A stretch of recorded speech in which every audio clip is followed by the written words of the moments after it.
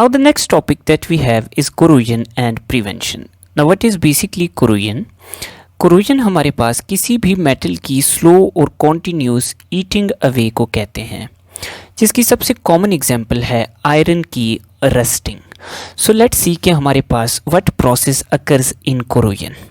सो corrosion हमारे पास तब अकर करती है जब हमारे पास मेटल जो है वो आता है किसके साथ कांटेक्ट में. It comes in contact with water और वाटर में ऑक्सीजन डिसॉल्व्ड हो. नाउ जब आयरन कांटेक्ट में आएगा वाटर के और वाटर में ऑक्सीजन डिसॉल्व होगी तो हमारे पास एक इलेक्ट्रोलिटिक सेल सेटअप होगा, इलेक्ट्रोलिटिक रिएक्शन अकर करेगा जिसकी वजह से हमारे पास corrosion होगी और रस्ट फॉर्म होगा. सो इस इलेक्ट्रोलिटिक रिएक्शन में हमारे पास iron will behave like an anode. So what will iron do? Iron हमारे पास ऑक्सीडाइज हो जाएगी from neutral form to iron 2+ और ये अपने 2 इलेक्ट्रॉन्स लूज कर देगी. नाउ अगर हम इस इक्वेशन को 2 से मल्टीप्लाई करें तो 2 atoms of iron get oxidized into 2 ions of iron and 4 electrons are lost in total. Now हमारे पास जो वाटर और ऑक्सीजन की लेयर है it will behave as a cathode in this electrolytic cell. Now 2 water molecules and 1 oxygen molecule accept these 4 electrons that are given away by iron and they get converted into 4 hydroxyl ions. Now हमारे पास जो iron के result में iron 2+ ions बने हैं ये हमारे पास एक इलेक्ट्रॉन मज़ीद देकर आयरन 3+ आयंस में कन्वर्ट हो जाते हैं और इवेंचुअली ये जो आयरन 3+ आयंस हैं they react with the hydroxyl ions produced at cathode and they eventually form iron hydroxide. So ये जो हमारे पास आयरन हाइड्रोक्साइड है this is basically rust. Now iron hydroxide या रस्ट जो है वो पोरस इन नेचर है, तो जब हमारे पास आयरन की सरफेस पे रस्टिंग होगी तो हमारे पास मज़ीद वाटर जो है इस पोर्स के थ्रू नीचे जाएगा और मज़ीद मेटल को ये कोरोड करेगा. अब हमारे पास कुछ मेटल्स हैं लाइक एल्यूमिनियम. तो एल्यूमिनियम जब रस्ट करेगा तो इसकी जो ऑक्साइड की लेयर बनेगी सरफेस पे वो नॉन पोरस होगी, वो बाकी वाटर को अंदर जाकर बाकी मेटल को कोरोड नहीं करने देगी. जबकि आयरन की जो रस्ट की लेयर है it is porous, so iron की कोरोजन ज़्यादा आसान है. Now the question arises, how do we prevent corrosion? So to prevent corrosion we coat the metal with substance such as paint, grease. इसके अलावा हम metal की sacrificial protection भी कर सकते हैं.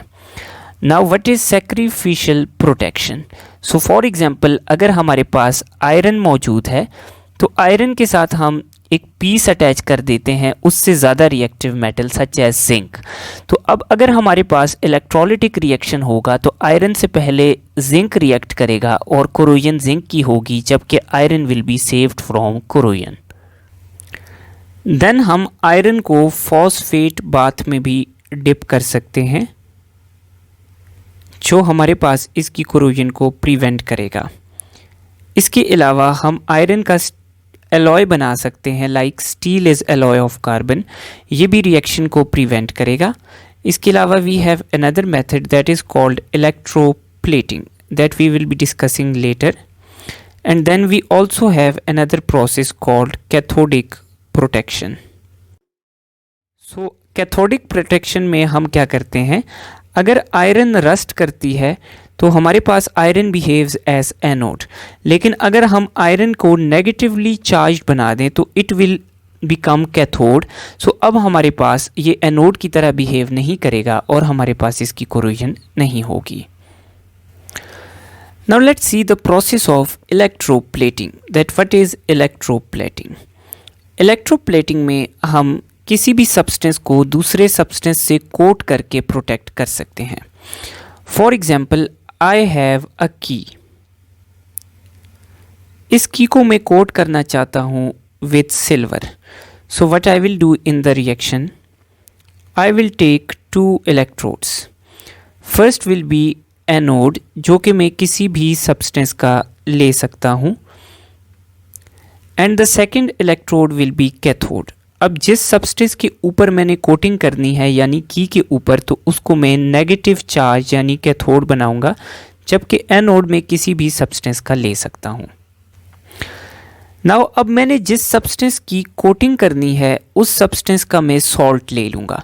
सो अगर मैं कैथोड के ऊपर सिल्वर की कोटिंग करना चाहता हूँ तो I take salt of silver, that is silver nitrate. Now what happens in this reaction, the reaction at cathode is important. So अब सोल्यूशन में हमारे पास कैथोड की तरफ पॉजिटिव आयंस यानी सिल्वर आयंस ट्रेवल करके आएंगे.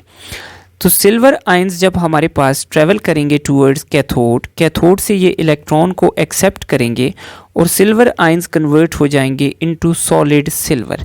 तो अब कैथोड की सरफेस के ऊपर सॉलिड सिल्वर डिपॉजिट होना शुरू हो जाएगा and the cathode will soon be covered by silver.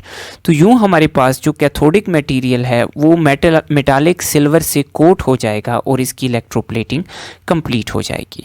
Electroplating में हम किसी भी सब्सटेंस को किसी भी डिजायर्ड मेटल से कवर कर सकते हैं, लाइक गोल्ड, कॉपर, सिल्वर, और हम जिससे कवर करना है उसका सॉल्ट लेंगे और जिसको कवर करना है उसको कैथोड बनाएंगे. Now we have a similar method called galvanising. Galvanising में हम क्या करते हैं, यूजुअली एक आयरन ऑब्जेक्ट को कवर करते हैं विद जिंक. लाइक जो हम शीट्स या चादरें यूज़ करते हैं, they are galvanised which prevent them from being rusted. Now इसमें भी हम इलेक्ट्रोप्लेटिंग वाला काम करेंगे. First of all what we will do, we will take an anode. Now this anode will be made of zinc और इसको हम connect कर देंगे with a source of positive electricity. Then हमने अगर आयरन को कोट करना है तो हम आयरन को ले लेंगे as cathode और इसको हम कनेक्ट कर देंगे with negative terminal of electricity. Now the next thing that we will do is we will take a solution of zinc salt. So हम जिंक सल्फेट ले लेते हैं जो हमें जिंक आयंस और सल्फेट आयंस देगा. नाउ जब रिएक्शन स्टार्ट होगा तो हमारे पास जो एनोड है वो हमारे पास कन्वर्ट होगा from solid zinc into zinc 2+ ions. तो हमारे पास यहाँ से एनोड डिज़ोल्व होना शुरू होगा, जिंक कम हो जाएगा, जबकि Zn2+ आयंस क्या होंगे, इंक्रीज होंगे. अब ये जो Zn2+ आयंस हैं ये ट्रैवल करेंगे टूवर्ड्स कैथोड. कैथोड पर पहुंच के ये Zn2+ आयंस जो हैं ये दो इलेक्ट्रॉन्स को एक्सेप्ट करेंगे और रिड्यूस हो जाएंगे इनटू सॉलिड जिंक. सो अब ये जो एक्स्ट्रा जिंक के आयंस थे दे ट्रैवल टूवर्ड्स कैथोड, जहाँ पे ये इलेक्ट्रॉन्स लेके आयरन की सरफेस के ऊपर डिपॉजिट हो जाते हैं in the form of zinc metal. So the iron cathode becomes converted with zinc and it is said to be galvanized. So this is all about this chapter. Thank you so much.